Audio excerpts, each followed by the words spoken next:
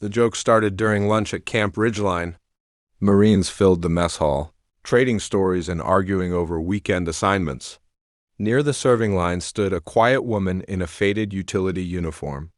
She wore no visible rank and carried herself with the calm confidence of someone who had spent years ignoring unnecessary attention. As she reached for a tray, her sleeve shifted slightly, revealing a small black tattoo on her forearm. Sergeant Tyler Brooks noticed it immediately. "Hey, everyone, look at this," he called out. Conversation slowed.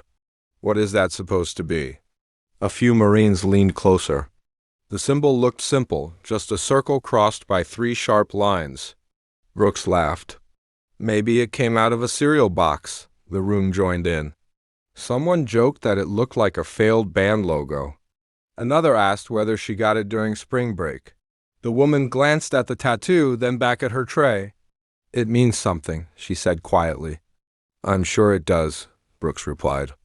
"Everything means something when people want attention." More laughter followed.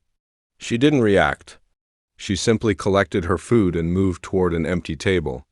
That should have been the end of it. 10 minutes later, the mess hall doors opened. General Arthur Bennett entered with 2 senior officers. The room immediately straightened. Marines stood taller. Bennett was respected across the base.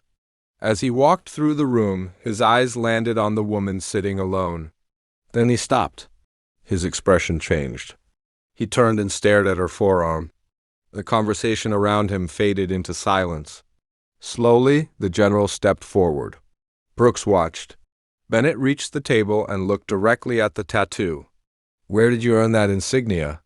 he asked. The woman met his eyes. "Northern Sector Operation, 7 years ago, sir." The general nodded once. Then, to the shock of everyone watching, he came to attention.